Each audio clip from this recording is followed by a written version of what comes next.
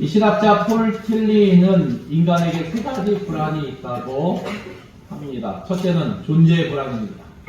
삶 자체가 불안하고 우리 미래가 불안하고 죽음 때문에 불안해합니다. 둘째는 도덕적인 불안입니다.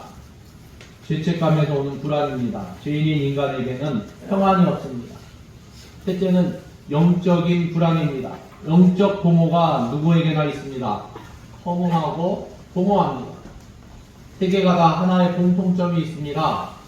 하나님으로부터 멀리 멀어진 사람이 가지는 공통된 불안이라는 사실입니다.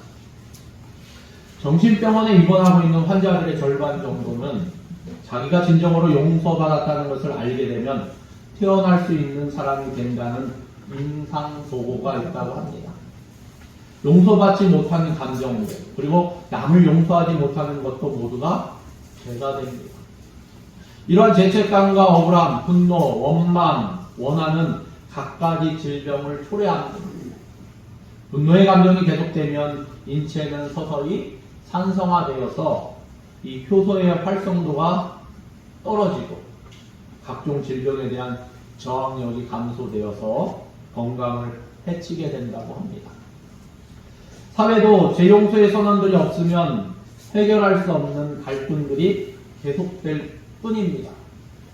그러기에 교회가 사회에게 할 수 있는 중요한 역할이 있다면 사람들에게 재용서의 확신을 주는 것입니다. 또한 사회적으로도 용서의 사회, 화합의 사회가 되도록 노력하는 것입니다. 거기 즉 재용서 받음에 삶의 행복과 평안이 있기 때문입니다. 우리가 서로 용서하지 못하기 때문에 갈등하고 서로 비방하고 비난하는 그러한 모습으로 표출되는 것입니다. 오늘 말씀 속에서 하나님께서는 그런 은혜로운 재용서함을 베풀어 주시는 유일한 분을 소개하고 있습니다. 그렇습니다. 하나님께서 스가랴 선지자를 통해 장차오실 영원한 대제사장 예수 그리스도에 대한 비전을 보여주신 것입니다. 그리고 나아가 그가 예표하는 장차오실 그 메시아의 모습을 구체적으로 증거하고 있습니다. 그렇다면 그 메시아의 모습은 무엇인가? 첫째는 내종 삭이라고 표현하고 있습니다. 8절 말씀에 내가 내종 삭을 나게 하리라. 이 내종 삭이라고 하므로 종과 삭을 결합시켜 함께 표현하고 있습니다. 근데 이게 동격입니다. 같다는 것입니다. 이 종은 메시아에 대한 다른 이름입니다. 이사야 42장 1절에 보면 내가 붙드는 나의 종, 내 마음에 기뻐하는 자, 곧 내가 택한 사람을 보라. 내가 나의 영을 그에게 주었은즉 그가 이방의 정의를 베풀리라 말씀하고 있습니다. 예수님은 종의 모습으로 가장 낮은 자의 모습으로 오셨습니다. 고난받는 종의 모습으로 오셨습니다. 이는 하나님이 요구하는 제물이 되기 위하여 잡히시고 끌려가고 매맞고 찔리고 상처받아 마침내 죽음을 당하는 순환의 종 어린 양을 의미하였습니다. 자기 스스로 율법 아래 나시고 십자가를 짊어지신 하나님의 어린 양 예수를 나타내는 말이 종입니다. 여기 싹은 새로 돋는 순을 의미합니다. 싹은 순입니다. 오늘 우리가 읽은 말씀에는 싹이라고 되어 있지만 개역 개정이죠. 개역 한글 버전에는 순이라고 표현되어 있습니다. 그러니까 같은 싹은 순입니다. 연한 순, 깨끗하고 순수한 순을 의미합니다. 이것은 그 출발이 심히 미비하고 약하고 연약한 것을 보여줍니다. 이사야 선지자는 여호와의 삭이라고 표현했고 에레미야 선지자는 의로운 삭 또는 의로운 가지라고 표현했습니다. 이 삭은 성경에서 흔히 인성의 상징으로 쓰입니다. 그리고 그 순은 작고 연해서 약한 것이 그 특징입니다. 그러니까 이 예언은 장차 예수님께서 제사장 직무를 위하여 육체를 입으시고 동정녀 마리아를 통하여 세상에 오실 것을 의미합니다. 이사야 53장 2절 말씀에 보면 그는 주 앞에서 자라나기를 연한 순 같고 마른 땅에서 나온 뿌리 같아서 고운 모양도 없고 풍채도 없은즉 우리가 보기에 흠모할 만한 아름다운 것이 없도다 말씀합니다. 참으로 고운 모양이나 튼튼한 건강이나 멋있는 매력이나 위풍당당한 자체가 없습니다. 바로 베들레헴의 가장 낮은 부에 나셨습니다. 헤롯의 칼을 피해서 애굽으로 망명하셨습니다. 이 변두리 나사렛의 목수의 아들로 사셨습니다. 동네 사람들과 동족들에게는 배척당하시고 십자가에는 못 박히시는 고난을 당하셨습니다. 그러나 그분은 자기에게 주어진 사명을 완수하심으로 온 인류를 죄 가운데서 구원하셨습니다. 그러면 왜 예수님은 이처럼 연약한 싹, 곧 인간의 육체를 입고 오셨겠습니까?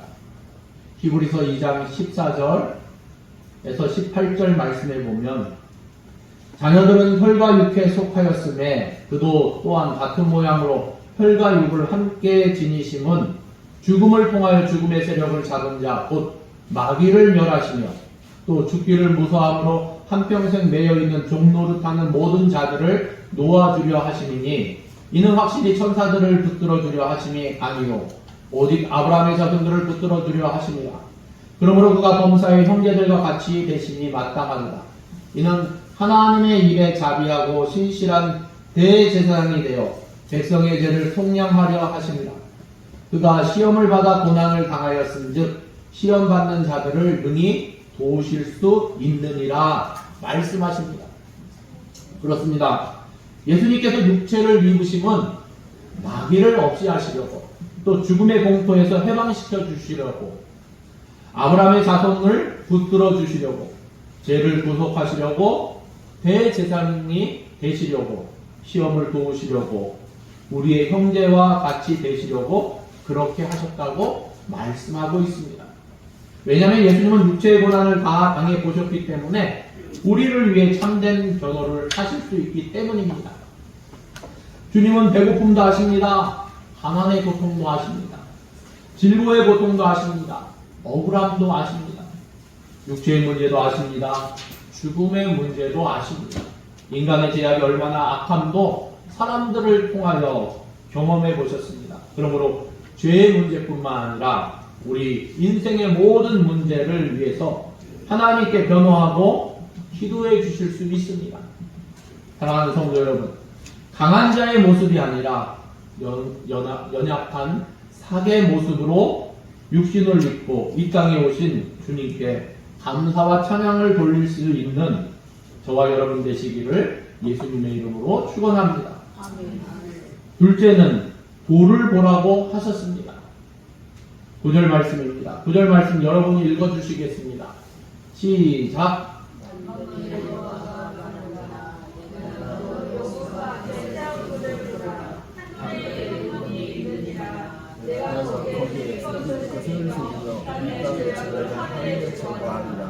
아멘.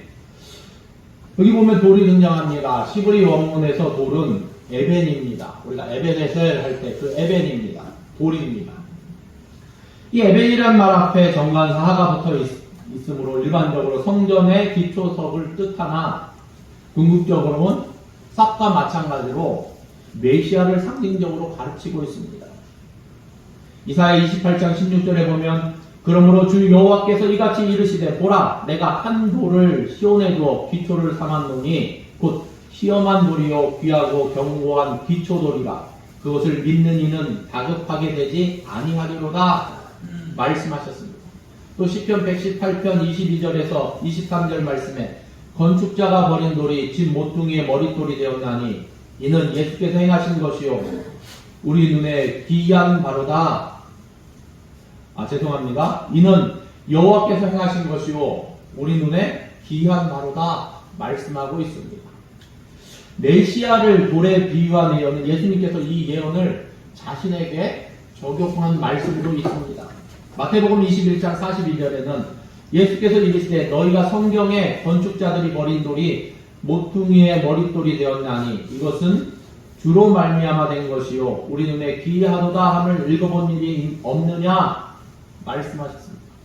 사도 바울도 예수님께서 친히 모퉁이 돌이 되셨음을 증거했습니다. 에베소서 2장 20절에 너희는 사도들과 선지자들 터 위에 세우심을 입은 자라. 그리스도 예수께서 친히 모퉁이 돌이 되셨느니라. 사도 베드로는 예수님을 산돌이라고 칭하고 있습니다. 베드로전서 2장 4절 5절 말씀에 사람에게는 버림바가 되었으나 하나님께는 택하심을 입은 보배로운 산돌이신 예수께 나아가 너희도 산돌같이 신령한 집으로 세워지고 예수 그리스도로 말미암아 하나님이 기쁘게 받으실 신령한 제사를 드릴 거룩한 제사장이 될지니라 말씀하십니다. 다니엘은 손대지 아니한 돌, 우리가 이 손대지 아니한 돌, 일명 뜨인 돌로 표현하고 있습니다. 다니엘 2장 34절에 보면 또 왕이 보신즉 손대지 아니한 돌이 나와서 신상의 새와 진흙에 발을 쳐서 부서뜨림에 그때 새와 진흙과 녹과 은과 금이 다 부서져 여름 파장마당에 겨같이 되어 바람에 불려간 곳이 없었고 우상을 친 돌은 태산을 이루어 온 세계에 가득하였나이다. 실로 그리스도는 신약교회의 머릿돌로서 성도들은 그 위에서 서로 연결되어 성령 안에서 성전이 되어 가는 것입니다. 스가랴는 이 돌의 모습을 오늘 말씀 속에서 몇 가지로 세밀하게 우리에게 증거해주고 있습니다. 9절 말씀에 제가 다시 한번 읽어보면 만군의 여호와가 말하노라 내가 너 여호수 앞에 세운 돌을 보라 한 돌에 7눈이 있느니라 내가 거기에 새길 것을 새기며 이 땅의 죄악을 하루에 제거하리라. 여기서 먼저는 한 돌이라고 증거하고 있습니다. 보라 한 돌에 여기 한 돌이 에벤이라고 그랬습니다. 하나는 아하트 하나입니다. 하나. 그래서 에벤 아하트 그러면 한 돌입니다. 하나님께서 특별하게 지정하여 세운 돌을 가리킵니다. 이 말은 특별한 돌을 말하는 것으로 하나님께서 특별히 선택한 돌, 유일하게 세운 돌이라는 뜻을 가지고 있습니다. 구주의 유일성, 독특성을 강조하는 것입니다. 또 7눈을 가진 전지의 돌입니다. 한 돌에 7눈이 있느니라. 한 돌에 7눈이 새겨져 있다는 것입니다. 여기 7눈은 모든 것을 감찰하기 위해 온 세상에 두루 행하시는 여호와의 눈입니다. 스가랴 4장 10절에 보면 작은 일의 날이라도 멸시하는 자가 누구냐 수둑바벨의 손에 다림줄이 있음을 보고 기뻐하리라. 이 7은 온 세상에 두루다니는 여호와의 눈이라 하니라 말씀하고 있습니다. 요한계시록 5장 6절에도 내가 또 보니 보좌와 내 생물과 장로들 사이에 한 어린 양이 서 있는데 일찍이 죽임을 당한 것 같더라. 그에게 7뿔과 7눈이 있으니 이 눈들은 온 땅에 보내심을 받은 하나님의 7영이더라 말씀합니다. 7은 천지창조 기간이 7이었기 때문에 여기에 관련해서 완전한 뜻을 표현하는 숫자로 7눈은 모든 것을 감찰하시고 다 아시는 전지하신 예수 그리스도를 알려주고 있습니다. 심판주로서 그 앞에 모를 것이나 숨길 것이 없는 전지의 주님을 보여주는 것입니다. 그러므로 어떤 죄악도 그 앞에 숨길 수 없고 온전히 심판당할 수밖에 없습니다. 요즘 우리나라 국방력이 많이 향상되어서 어떻습니까? 정밀 유도 무기를 개발되어 몇 미터 오차도 없습니다. 어쩔 때는 이 개발된 미사일 영상을 보면 홀인원 하는 것처럼 한 군데 똑같이 들어갔는데 그 다음 또 미사일이 똑같은 자리로 들어가는 그러한 영상들도 있습니다. 그러니까 오차 없이 정확히 포격하는 모습을 보여줍니다. 그런데 아무리 발전해도 우리 대제사장 대신 예수님보다는 못합니다. 예수님은 마음속의 죄와 불신까지도 정밀 포격하셔서 온전한 새 사람으로 만드시기 때문입니다. 그러므로 요한 1서 1장 9절에 우리가 우리 죄를 자백하면 우리의 모든 불의에서 깨끗하게 하실 것이라고 말씀하십니다.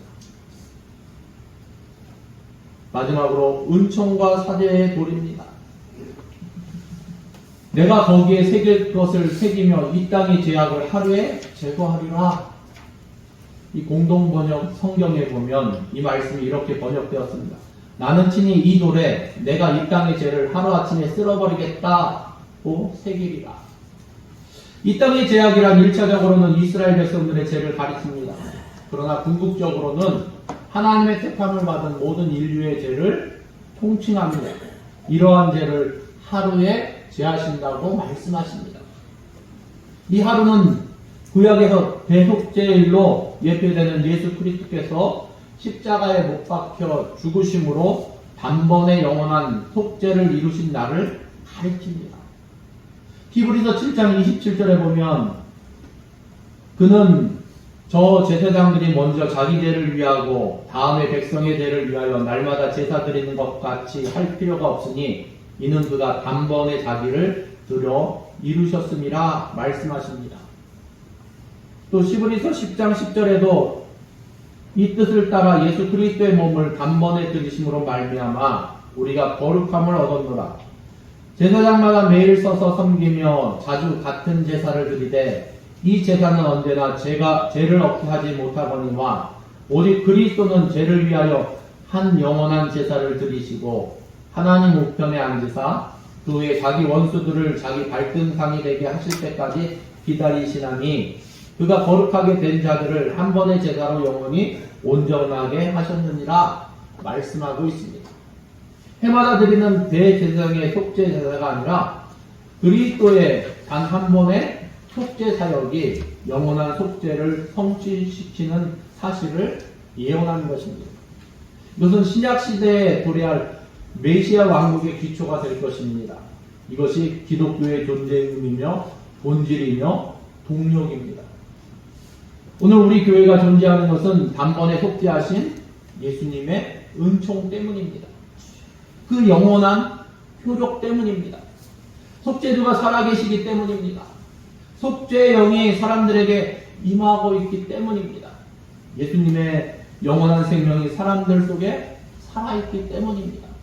그래서 예수님은 사죄의 도리요 불변하는 속죄의 도리입니다. 하나님은 메시아가 오셔서 속죄를 이루신 이후의 삶을 스가랴를 통해서 다시 한번 말씀하고 있습니다.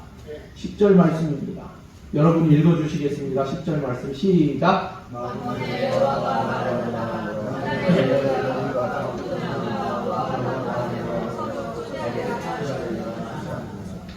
여기 보면 그날에 라는 날은 메시아 시대 곧 신약의 복음 시대를 말합니다. 교회 시대를 뜻합니다. 즉 그날은 개인적으로는 예수 그리스도의 십자가 사역을 체험하게 된 날입니다. 죄 용서 받은 것이야말로 죄인이 누릴 수 있는 최고 기쁨의 날입니다. 내가 예수를 믿고 구원받았다는 영생의 기쁨, 구원의 감격을 가질 수 있는 날입니다. 그러나 최종적으로는 하나님 나라가 완성될 그리스도의 재림 이후를 말하는 것입니다. 그날에는 솔로몬 시대의 번영과 평화와 축복이 임할 것임을 예언하고 있는 것입니다. 이것은 메시아 왕국에서 하나님의 백성이 누리게 될 축복에 대한 예언입니다. 여기 포도나무와 무화과 나무는 번영과 평안의 상징입니다. 그래서 미가서 4장 3절에 보면 이렇게 증거합니다. 그가 많은 민족들 사이에 이를 심판하시며 먼 곳 강한 이방 사람을 판결하시리니 우리가 그 칼을 쳐서 보습을 만들고 창을 쳐서 낫을 만들 것이며 이 나라와 저 나라가 다시는 칼을 들고 서로 치지 아니하며 다시는 전쟁을 연습지 아니하고 각 사람이 자기 포도나무 아래와 무화과 나무 아래에 앉을 것이라. 그들을 두렵게 할 자가 없으리니 이는 만군의 여호와의 입이 이같이 말씀하셨느니라. 바로 이러한 모습이 현 세상이 종결되고 새 세상이 도래되는 그때 더 이상 사망이나 곡하는 것이 없는 하나님 나라에서 영원토록 주와 함께 동행하고 이웃과 평화의 교류를 나누는 기쁨의 삶을 누리게 될 것임을 보여주는 말씀입니다. 사랑하는 성도 여러분, 생명의 싹과 구원의 돌로 이 땅에 오신 우리 구주 예수 그리스도를 기쁨으로 영접하시기 바랍니다. 아멘. 그리하여 그분의 은총 아래 제시심을 받고 구원의 기쁨을 누릴 수 있기를 바랍니다. 나아가 우리를 택하신 것은 구원의 복음을 온 세상에 전파하시기 위한 것을 깨닫고 우리의 말과 삶으로 그리스도의 향기를 드러내는 복된 삶 살아갈 수 있기를 예수님의 이름으로 축원합니다. 기도하겠습니다. 하나님 감사합니다.